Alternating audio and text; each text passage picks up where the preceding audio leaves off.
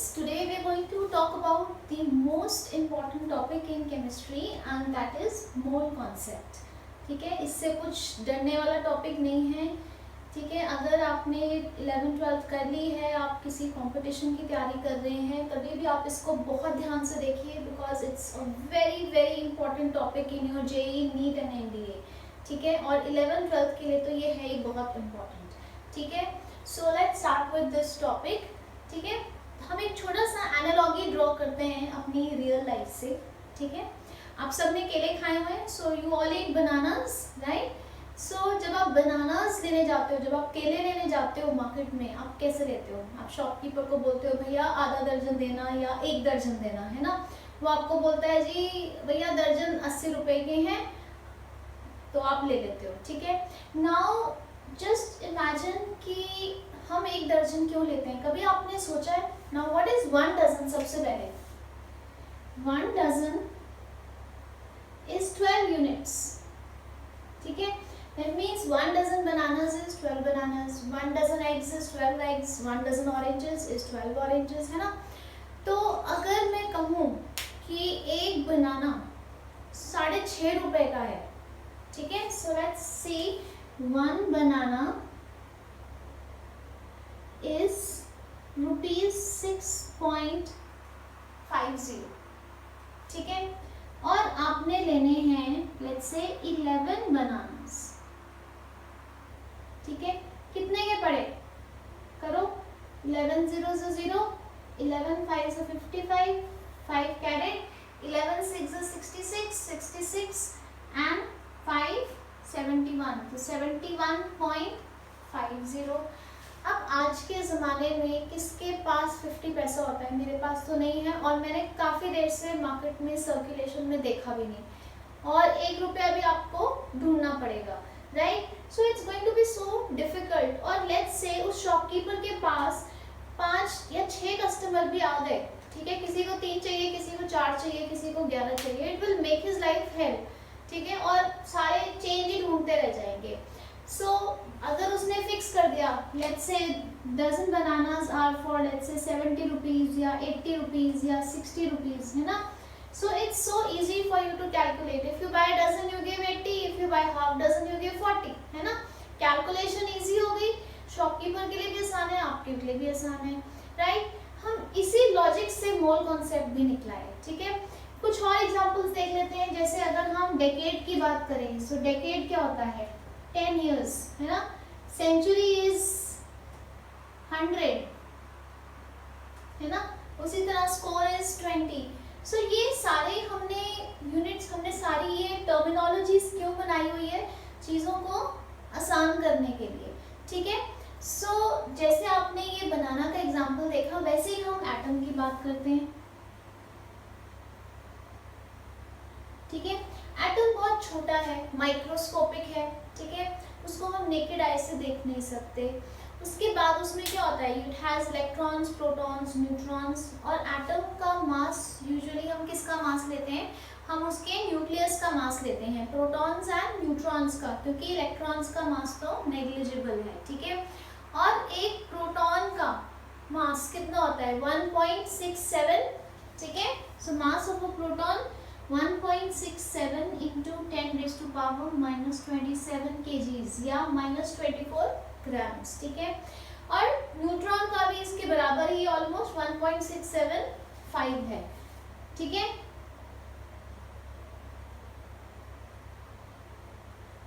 तो अगर मैंने कोई एटम लेना है, ठीक है, और मैं let's say I am doing some research, और मैं अपने जो मेरा असिस्टेंट है उसको मैं कहती हूँ भाई 1 एटम सोडियम का दे दो, 1 एटम हाइड्रोजन का दे दो.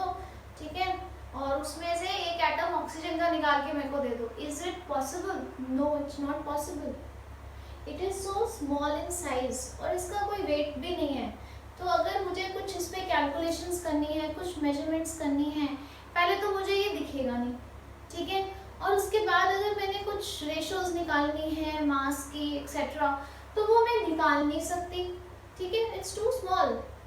तो और अगर थ्योरेटिकली भी मैं इस पे काम करूँ तो मैं वो माइनस की पावर में ही घुसी रह जाऊंगी, घूम जाऊंगी. ठीक है,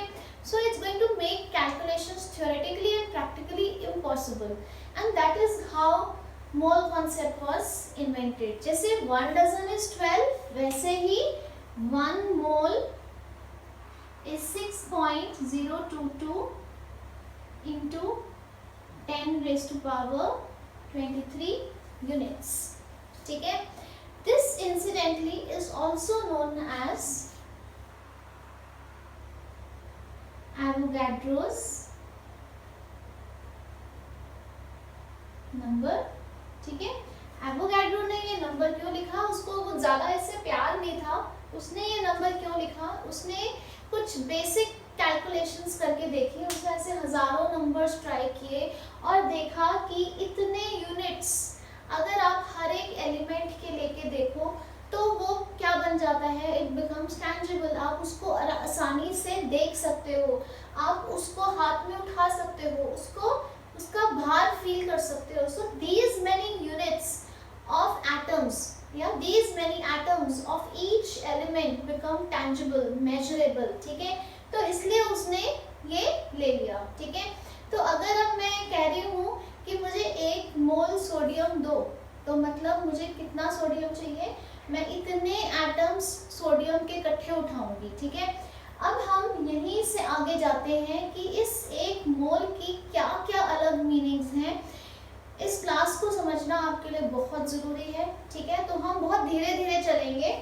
right, so now let's rub this and let's talk more of this 1 मोल. ठीक है, अभी तक समझ आ गया. जैसे 1 डजन इज 12, उससे क्या हुआ, आपकी और शॉपकीपर की लाइफ आसान हो गई. उसी तरह 1 mole is 6.022 into 10 raised to power 23 units. ठीक है, इससे आपके सारे केमिस्ट्स की, ठीक है, आपकी साइंटिस्ट्स की लाइफ आसान हो जाती है, बिकॉज केमिस्ट्री इज एवरीवेयर. ठीक है, whether it is your medicine, whether is your plastics, ठीक है, whether it's your own skin, हर एक चीज़ केमिकल से बनी है और उसमें थोड़ा सा भी इधर उधर हो जाने से बहुत ड्रास्टिक चेंजेस आ जाते हैं केमिकल प्रॉपर्टीज में, and you can not afford those mistakes. ठीक है, राइट. तो इतने एटम्स हर एक एलिमेंट के आप देख सकते हो, आप उसको नाप सकते हो. So that is why this number was chosen. It is a random number. I cannot say this is the best number in the world. Maybe tomorrow somebody is researching on this and finds out another number. ठीक है, right? So now let's delve more onto this 1 mole. हम यहाँ से केलों को हटा देते हैं, अब केमिस्ट्री पे आ जाते हैं.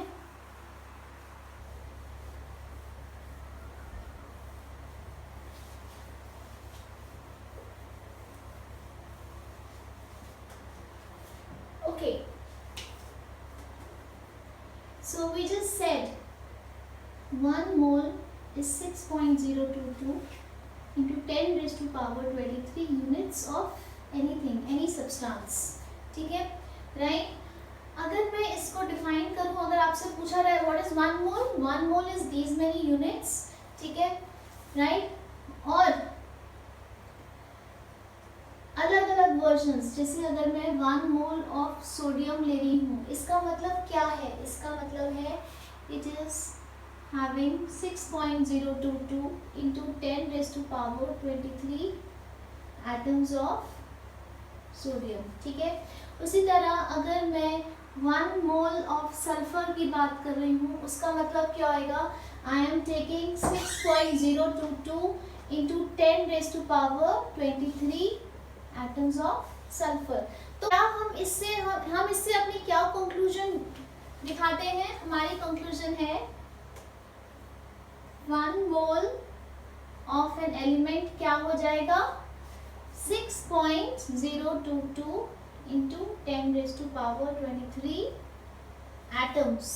ठीक है, तो ये हुई हमारी पहली. अब हम आते हैं कंपाउंड पे. क्लियर है? So let's take a compound. Okay, let's take H2O. सबसे इम्पोर्टेंट कंपाउंड है हमारे लिए पानी.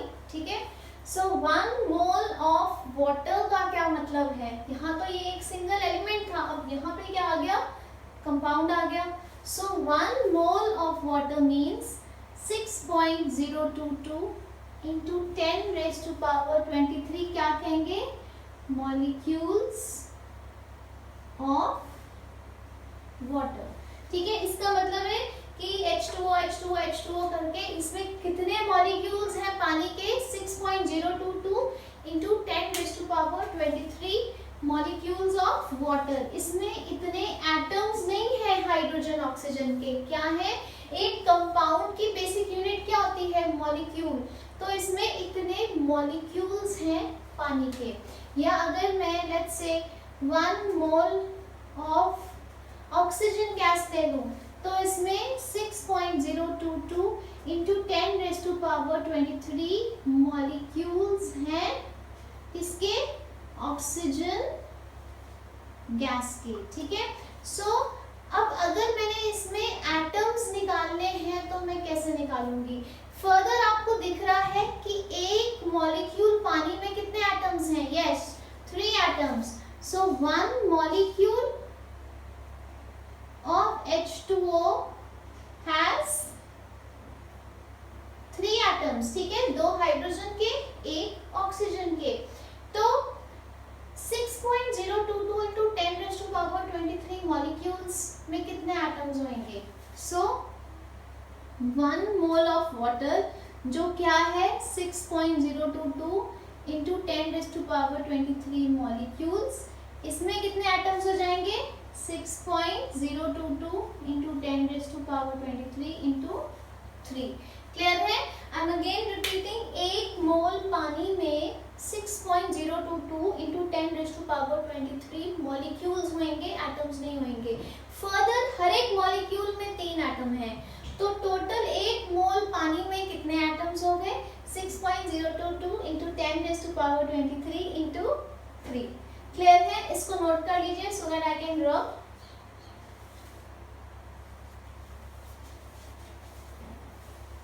अब अगर हम इसको सॉल्व करें, मल्टीप्लिकेशन आपकी बहुत इजी है, क्या बन जाएगी,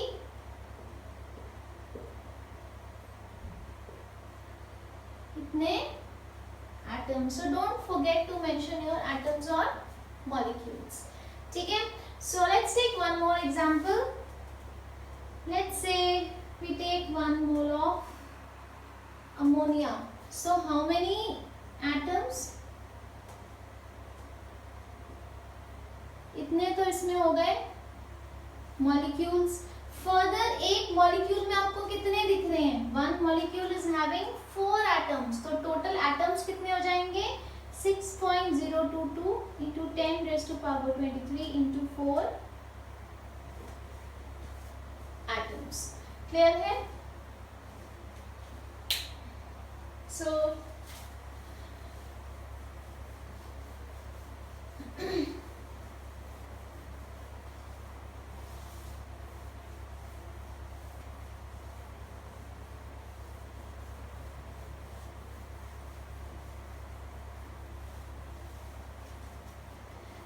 छोटा सा क्वेश्चन करके देखते हैं। Calculate the number of molecules and atoms in 2 moles of water। ठीक है, अब ध्यान से देखिए। I'm doing this question. 1 mole of water has how many molecules? Has 6.022 into 10⁻23 molecules. So 2 moles से कितने हो जाएंगे, जैसे अगर एक पेन 10 रुपए का है तो 2 पेन कितने के होते हैं 2 into 10 20 रुपए, राइट। उसी तरह अगर एक मोल में इतने मॉलिक्यूल्स हैं तो 2 में कितने होंगे, 2 में हो जाएंगे 2 into 6.022 into 10⁻23। So you can solve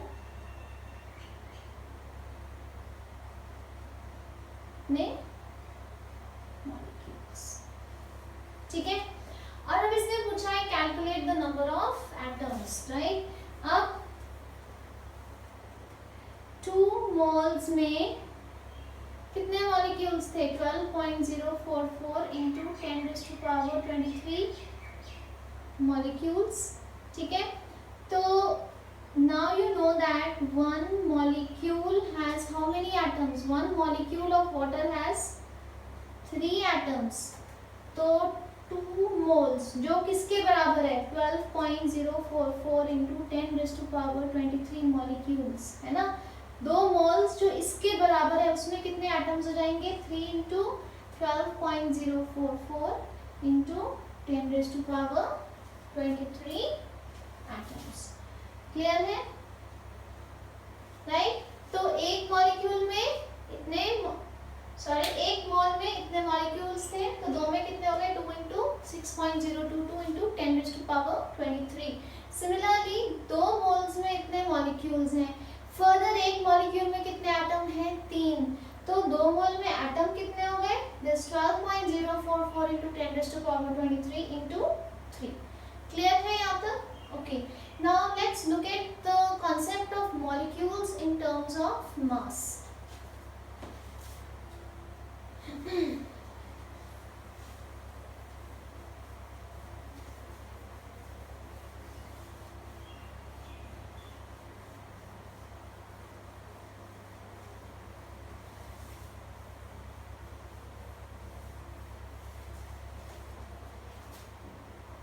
Now एक मोल एलिमेंट का मास क्या होता है. This is atomic mass in grams. ठीक है. इसका मतलब क्या है कि एक मोल जो सोडियम है ठीक है जो किसके बराबर है 6.022 इंटू 10⁻23 एटम्स. इसका मास कितना होएगा सोडियम का एटॉमिक मास 23 ग्राम्स. ठीक है. इतने सारे सोडियम एटम्स का मास कितना होएगा 23 ग्राम्स. कंफ्यूज नहीं करना. एक एटम सोडियम का मास 23 ग्राम्स नहीं होता. एक एटम सोडियम का मास होता है 23 यूनिट्स.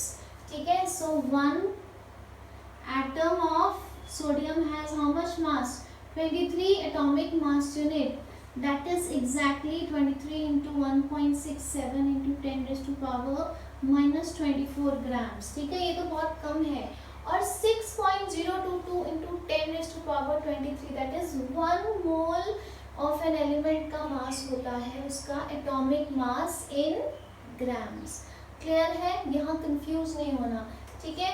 तो उसी तरह अगर मैं 1 मोल सल्फर ले लूं ठीक है. सो 1 मोल ऑफ सल्फर इसका 1 मोल ऑफ सल्फर में कितने एटम्स हैं इतने एटम्स हैं. तो 1 मोल सल्फर का मास क्या हो जाएगा 32 ग्राम्स. उसी तरह कोई कंपाउंड ले लेते हैं 1 मोल ऑफ वाटर. इसका मास क्या हो जाएगा. इसमें कितने मॉलिक्यूल्स होंगे इतने मॉलिक्यूल्स होंगे पानी के और इनका मास क्या हो जाएगा टोटल 18 ग्राम्स. उसी तरह H2SO4 लेके देख लेते हैं. 1 मोल ऑफ H2SO4 कितना मास हो जाएगा. दैट मीन्स इसमें कितने मॉलिक्यूल्स हैं इतने मॉलिक्यूल्स हैं और इनका मास क्या हो जाएगा 98 ग्राम्स. ठीक है. इससे आता है हमारा सबसे इम्पॉर्टेंट MCQ आपके कॉम्पिटिशन्स के लिए आपके स्कूल एग्जाम्स के लिए very very important. That is mass of 1 atom. ठीक है. इसकी मदद से निकालेंगे. कैसे निकालेंगे 6.022 इंटू 10⁻23 एटम्स का मास क्या है your atomic mass in grams. तो एक एटम का मास क्या हो जाएगा atomic mass in grams over Avogadro's number. ठीक है. Very very important. Mass of 1 atom is going to be your atomic mass in grams over Avogadro's number. या आप इसको m/n0 भी लिख सकते हो. एवोगैड्रो नंबर को हम ऐसे भी रिप्रेजेंट कर देते हैं n0 से, ठीक है, या कुछ बुक्स में Na भी लिखा होता है। Clear? Right, now let's take an example. For example it is asked calculate the mass of one atom of sulphur, ठीक है। तो आंसर क्या होएगा आपका 32/6.022 इंटू 10⁻³ इसको सॉल्व कर लेंगे, ठीक है। इसी को हम डिटेल्स में देखते हैं ये कैसे आया। 1 मोल सल्फर जिसमें कितने एटम्स थे 6.022 इंटू 10⁻23। 1 मोल का मास क्या होता है 32 ग्राम्स। तो एक एटम का क्या हो गया 32 ठीक है, क्योंकि 6.022 इंटू 10⁻23 एटम्स का मास था 32 ग्राम्स, तो एक का क्या हो गया 32/6.022 इंटू 10⁻23। क्लियर है? It's a very very important concept, ठीक है। अब आगे चलते हैं।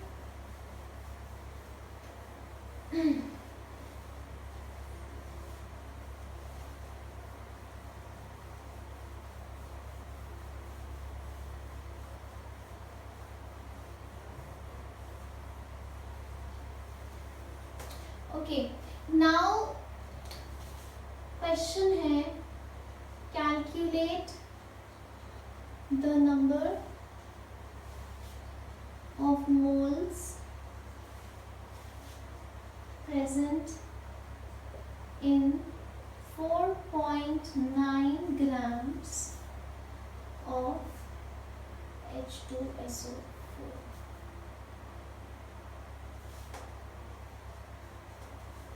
ठीक है, हम इसको लंबे तरीके से करेंगे और फिर हम इसको एक बहुत छोटे से फॉर्मूला से करेंगे जो आपको बाय हार्ट याद होना चाहिए, ठीक है। नाउ यू नो दैट 90, सबसे पहले हम स्टेप 1 क्या होगा मॉलिक्यूलर मास निकालते हैं। मॉलिक्यूलर मास H2SO4 का निकालिए आप। हाइड्रोजन कितने हैं 2, सो 2 × 1। सल्फर कितना है 32, ठीक है। ऑक्सीजन कितने हैं 4, मास कितना होता है हर एक का 16, तो ये कितना आ गया 98 grams। That is the molecular mass of H2SO4। This is also 1 मोल, ठीक है। सो यू नो दैट 1 मोल का मास कितना है 98 ग्राम्स, ठीक है। तो अगर 98 ग्राम्स आपका 1 मोल है तो 1 ग्राम कितना हो गया 1/98।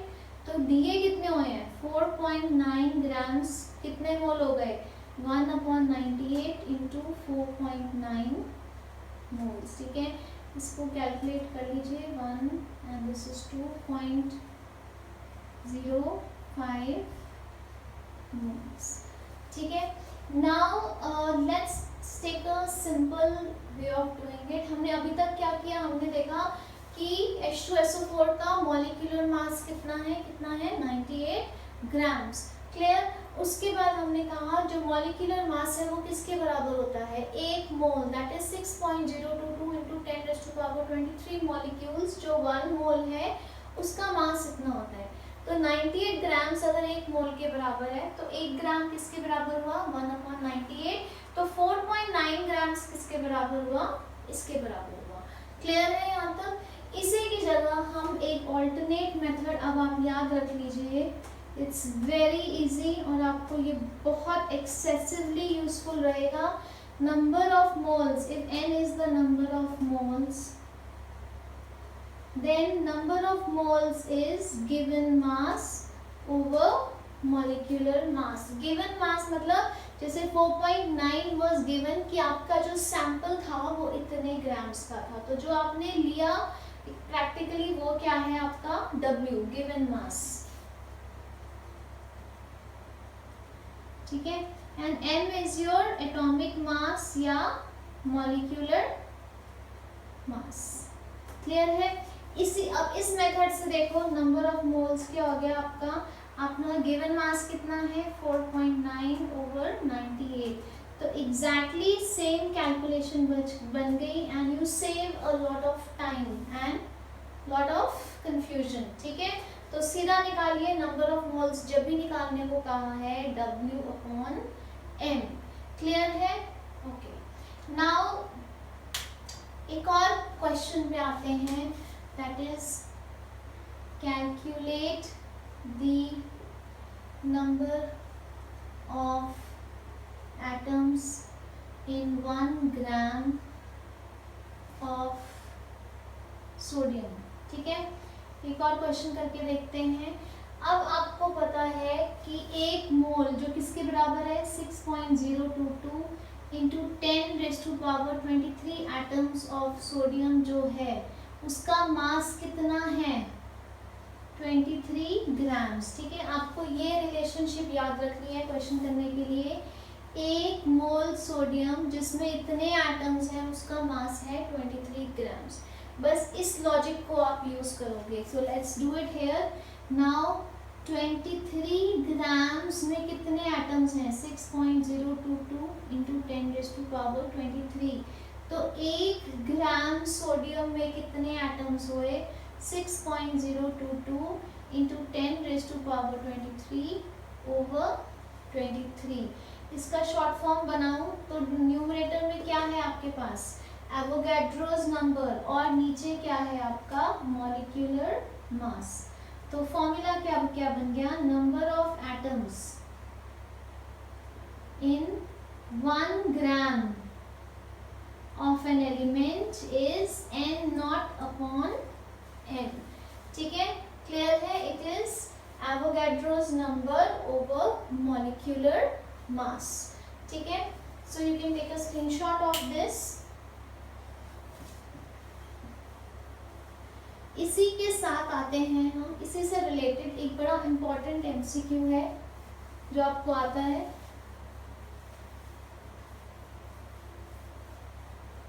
ठीक है, इस फॉर्मूला को नहीं मिटा रही मैं।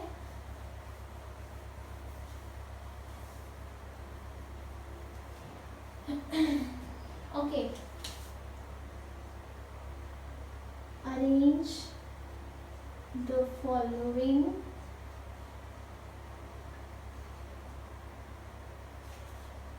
in increasing order. Number of atoms in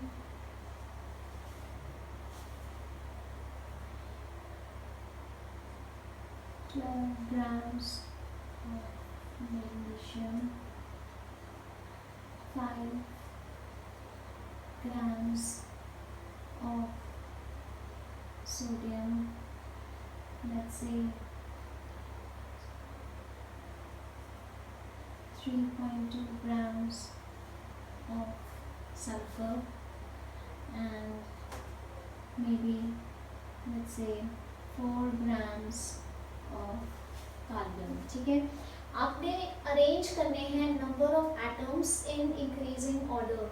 it's a very very easy question, ज़्यादा कैलकुलेशंस भी नहीं है, सिर्फ दिखने में मुश्किल है आपको, क्योंकि क्या पता है नंबर ऑफ एटम्स का formula that is n0 molecular mass. So 1 gram में कितने एटम हुए, अभी हमने किया था 1 ग्राम में कितने एटम होते हैं n0 मॉलिक्यूलर मास।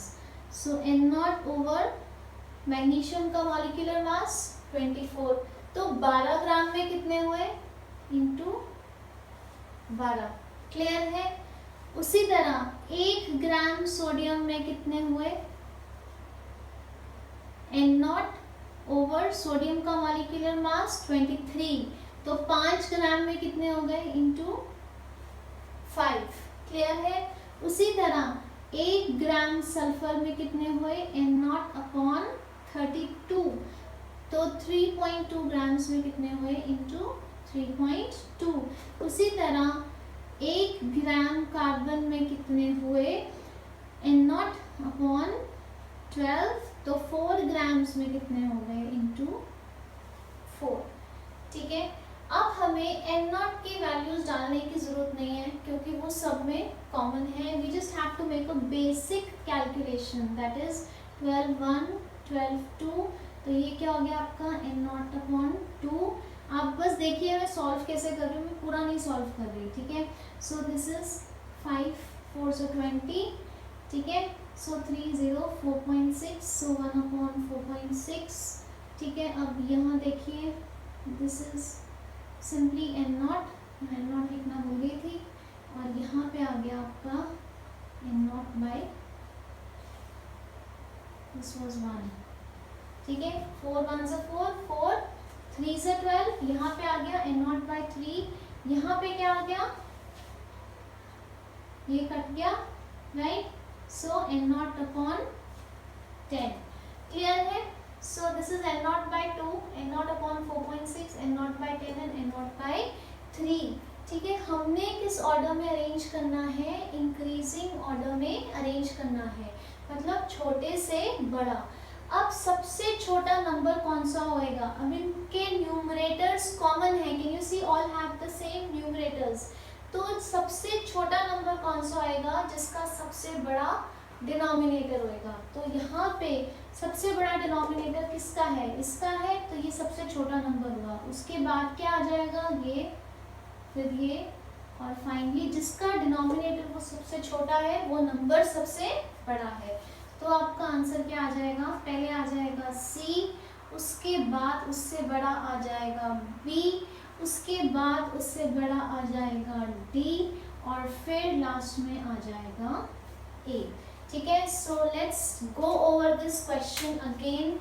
नाउ 1 ग्राम में कितने एटम होते हैं, 1 gram has how many atoms, Avogadro's number over molecular mass. तो 1 ग्राम मैग्नीशियम में कितने हुए, n नॉट अपॉन 24. तो 12 ग्राम में कितने हो गए, इंटू 12. सिमिलरली 1 ग्राम सोडियम में कितने हुए, n नॉट अपॉन 23, और 5 ग्राम का पूछा है तो इंटू 5. सिमिलरली हमने चारों निकाल लिए.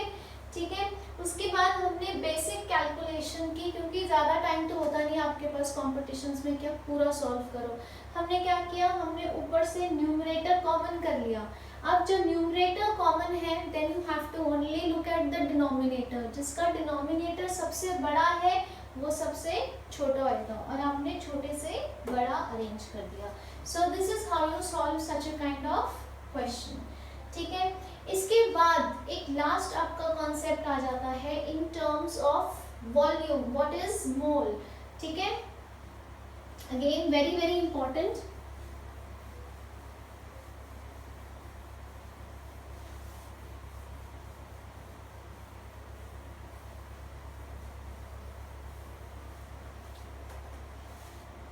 ठीक है, so in terms of volume, very important.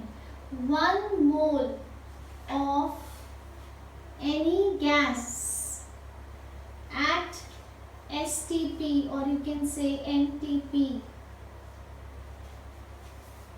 occupies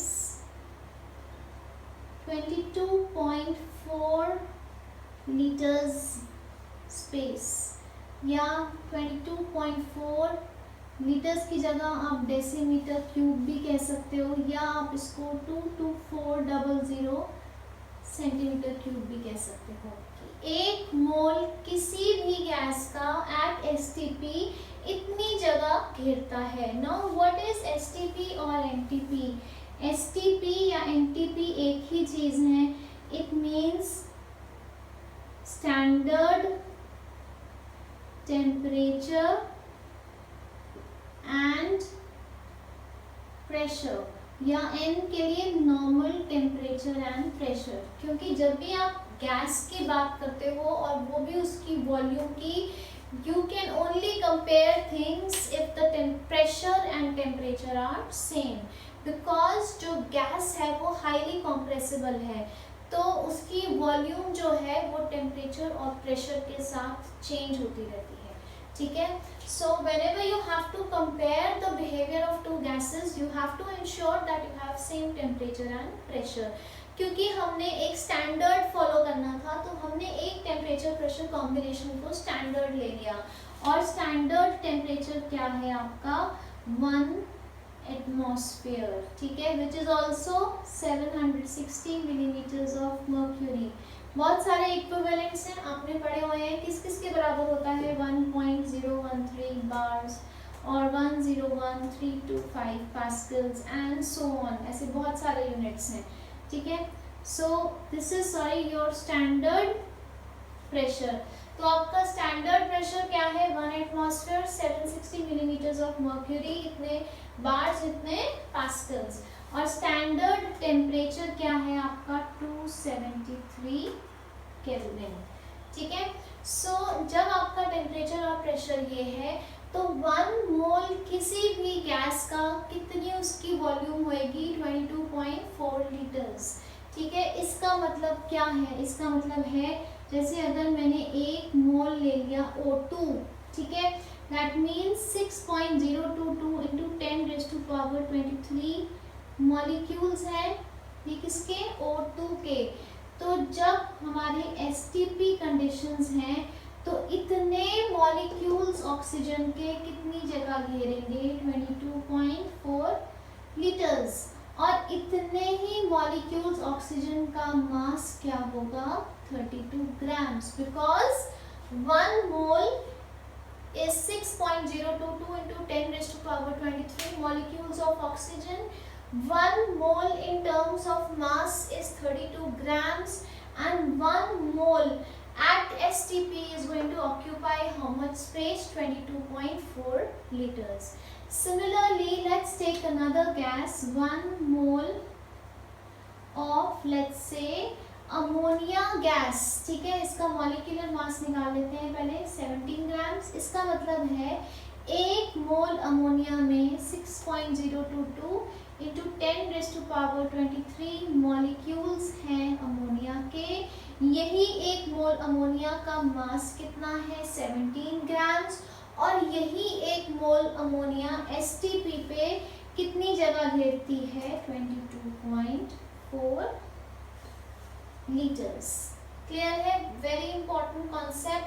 इससे जुड़ा हुआ एक छोटा सा न्यूमेरिकल करते हैं।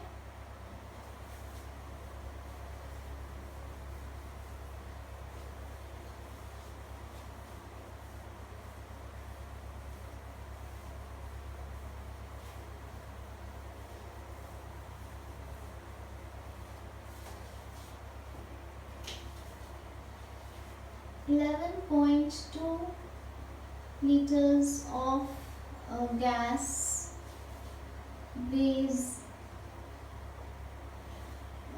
let's say 22 grams at STP. Got it? Identify the gas. It's a very common question. ऐसा क्वेश्चन बहुत बार आता है आपके पेपर में।